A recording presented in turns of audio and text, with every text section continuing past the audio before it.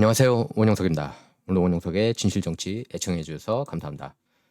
우크라이나가 나토 가입 신청했습니다.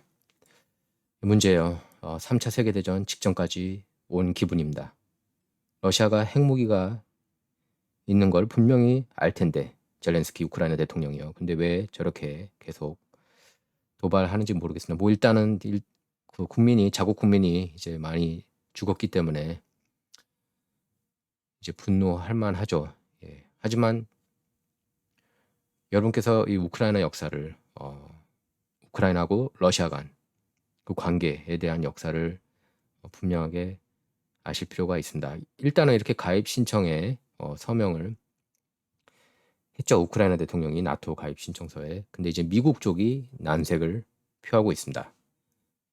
자칫 분쟁 당사국으로 휘말려 들지 않을까라는 우려 때문인데요.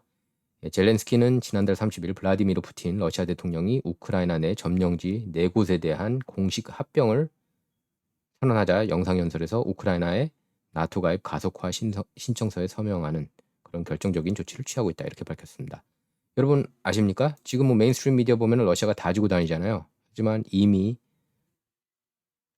5분의 1, 우크라이나 영토 5분의 1을 점령했다고 선언했습니다. 사실 이 지역들은 친러시아라고 보시면 됩니다. 그러니까 전쟁으로 보면 벌써 러시아가 많이 이겼다고 볼 수 있는 거죠. 5분의 1이나 가져갔다는 건. 그렇지 않습니까? 메인스트림 미디어 보면 메인스트림 미디어에서 이거 찾기 힘듭니다. 예, 우크라이나 5분의 1 영토 차지했다고. 물론 푸틴도 폭군입니다. 하지만 이런 전쟁을 조장한 나토도 저는 폭군이라고 봅니다. 더 심한 폭군이에요. 굳이 이렇게까지 올 필요가 없었습니다. 젤렌스키는 이렇게 얘기를 했습니다. 우크라이나는 협상할 준비가 돼 있지만 다른 러시아 대통령과 하겠다. 그러면서 푸틴 대통령과의 대화를 거부했습니다. 하지만 젤렌스키의 이런 주장은 별로 큰 관심을 끌지 못했다고 합니다. 예. 제이크 설러번 백악관 국가안보보좌관은 우크라이나 동맹 가입은 적절한 시기가 아니다. 이렇게 선을 그었습니다. 낸시 펠로시 하원 의장도 우크라이나의 나토 가입을 지지하느냐는 질문에 직접적인 답변을 피하면서 우크라이나에 대한 안보 보장에 대한 지지만 언급을 했습니다. 왜 그러냐면은 저 상황에서 나토 가입시키면은 핵전쟁까지 일어날 수 있습니다. 푸틴이라면은 핵무기 충분히 쏘고도 남아요. 독재자 아닙니까? 예.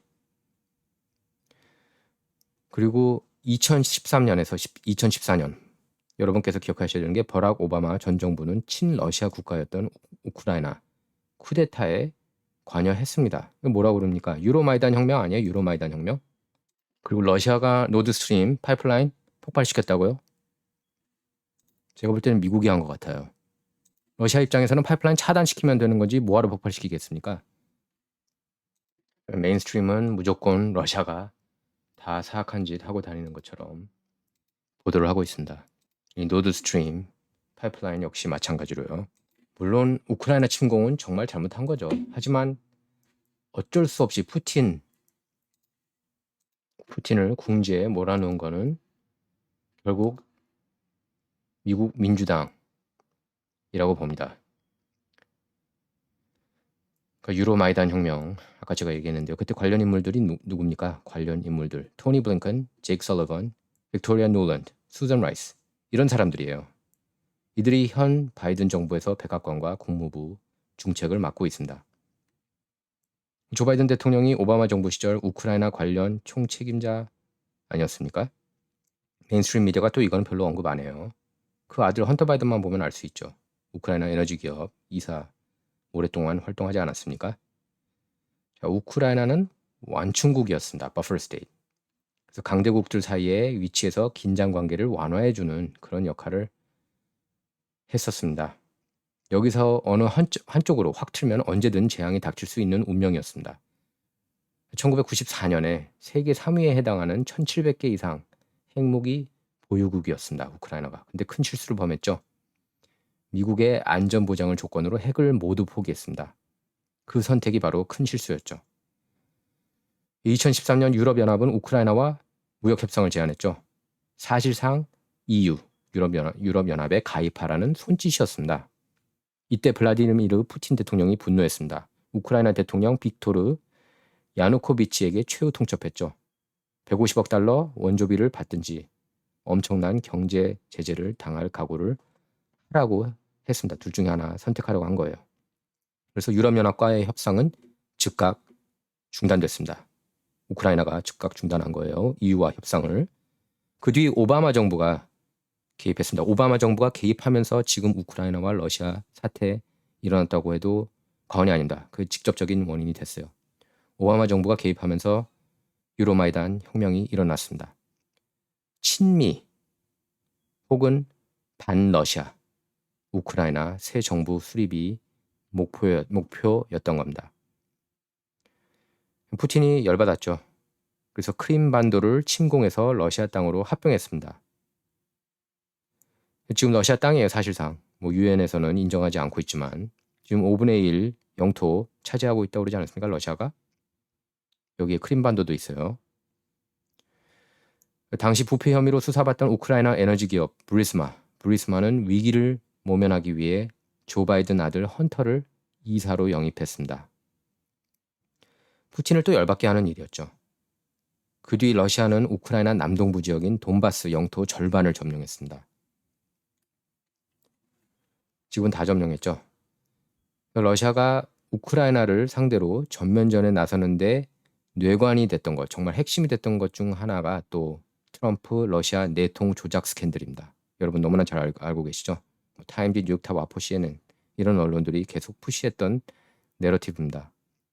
푸틴이 트럼프를 백악관에 앉히려는 이유가 우크라이나 관련 경제 제재를 해제하기 위해서라는 황당무계한 스캔들이었습니다. 러시아가 트럼프를 앉혀서 우크라이나 관련 경제 제재, 러시아가 받고 있던 경제 제재를 해제하기 위해서였다는 거예요. 트럼프가 들어가면은 그런 걸 다 완화한다. 그런 시나리오, 말도 안 되는 시나리오였습니다. 근데 이게 어떻게 된 거예요? 힐러리 클린턴 캠페인이 2016년에 꾸며낸 거 아닙니까? 힐러리 클린턴 캠페인이 2016년에 꾸며낸 것으로 존 드럼 특검 수사를 통해 낱낱이 다 밝혀졌어요. 이건 다 이미 끝난 게임입니다. 메인스트림 미디어가 보도 안 해서 그렇지 다 끝난 거예요. 진실 보도하는 언론들은 다 이거 보도했습니다. 우크라이나 정부 관계자와 우크라이나계 미국인도 이 조작에 가담했어요. 트럼프 러시아 내통 스캔들. 그때 우크라이나의 주미대사 마치 영웅처럼 떠받들었습니다. 뉴욕타임, 와포, CNN은 우크라이나의 주미대사는 트럼프와 러시아가 깊숙한 관계라는 칼럼을 메인스트림 미디어 여러 곳에 기고했습니다. 2019년 우크라이나가 미국 중앙 정치에서 이제 아주 큰 이슈가 됐죠. 우크라이나. 여러분 기억하실 겁니다. 탄핵 이슈, 트럼프. 백악관 관리인 우크라이나계 미국인 알렉산더 빈드먼과 그의 동료이자 바이든 통으로 알려진 CIA 분석가 에릭 샤라말라가 등장합니다. 여기서. 이들은 트럼프가 우크라이나 대통령에게 우크라이나 내 바이든 가문 부패 행위에 대한 정보를 물었다는 것을 알아냈습니다. 그럼 트럼프가 이상한 낌새를 느꼈거든요. 바이든이 왜 우크라이나에서 이렇게 비즈니스 하고 있지? 뭔가 이상한데? 그렇게 눈치챈 겁니다. 특히 헌터 바이든 에너지 기업 이사로 들어간 거에 대해서도. 민주당 쪽에서는 가만히 있을 수가 없었습니다. 완전히 난리가 났었어요. 그래서 트럼프가 바이든의 우크라이나 부패 혐의를 알아보려는 것은 정적 수사다 이렇게 주장했죠. 그래서 민주당이 장악한 연방 하원은 즉각 탄핵안을 가결했었습니다. 여러분 기억하실 거예요. 민주당 진영은 우크라이나에서의 부패 행위가 알려질 것을 두려워해 탄핵 카드로 먼저 선수를 친 거였습니다. 메인스트림 미디어 박수 쳤죠. 잘한다 하고요. 민주당 쪽이. 그래서 2020년 대선 때도 민주당은 같은 카드를 꺼냈습니다. 러시아가 트럼프 재선을 위해 대선에 개입한다는 그런 쾌쾌목은 음모론을 또 들고 나왔습니다. 그러니까 메인스트림 미디어가 푸시하는 내러티브가 음모론이 많아요. 적반하장 카드죠. 얘네들이 항상 좋아하는 게. 그러니까 헌터 바이든의 노트북 스캔들이 대선 직전 터졌을 때 메인스트림 미디어는 가렸죠. 그래서 가짜뉴스라고 하는 겁니다. 2015년 11월 2일 헌터 이메일에서 브리스마 우크라이나 에너지기업 브리스마 이사가 헌터에게 자사 수사를 중단케 힘을 좀 써달라 이런 요청 내용이 나왔습니다. 메인스트림 미디어 어디 갔나요? 이런 거 보도 안 하고. 그때 빅테크 뭐 유튜브뿐만 아니라 트위터 이런 소셜 네트워크들도 노트북 스캔들, 헌터 노트북 스캔들은 모두 오보다, 잘못된 정보다. 확인도 안 했으면서 자기네들이 무슨 언론사였냐.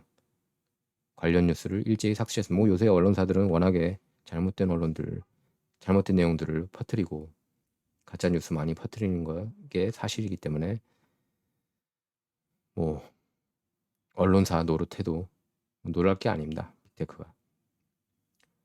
조 바이든은 러시아가 아들 노트북을 해킹했다고 또 그렇게 주장했죠. 그래서 메인스트림 미디어도 그때 바이든 편을 들었습니다. 맞다. 바이든이 얘기한 게 맞아. 러시아가 노트북 해킹한 거야. FBI도 그런 식으로 얘기했고요. 그런데 헌터 이메일 전부 다 진위로 밝혀졌습니다. 후속 보도 해야 되잖아요. 메인스트림 미디어 근데 거의 보도 안 했습니다. 뉴욕타임스가 이제 인정했어요.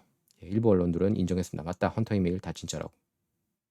그러면 FBI가 대선 개입한 거 아닙니까? 이게 대선 전에 나왔거든요. 근데 이걸 가렸어요. 근데 그 이후에 여론조사했는데 이걸 알았다면은 바이든한테 투표하지 않았을 거라는 그 비율이 17%나 됐습니다.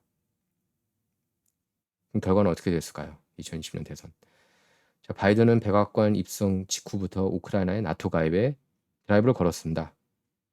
그리고 바이든과 블링컨 국무장관이 또 이를 희망한다고 밝혔었어요. 로이드 오스틴 국방장관도 작년 10월 우크라이나 방문 중에 나토 가입했으면 좋겠다 이렇게 밝혔습니다.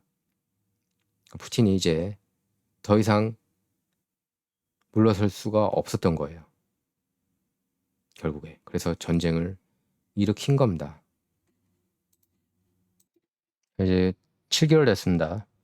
전쟁. 우크라이나 침공한 지역, 러시아가 우크라이나 침공한 지 벌써 4개 지역을 이렇게 집어삼켰습니다. 푸틴이.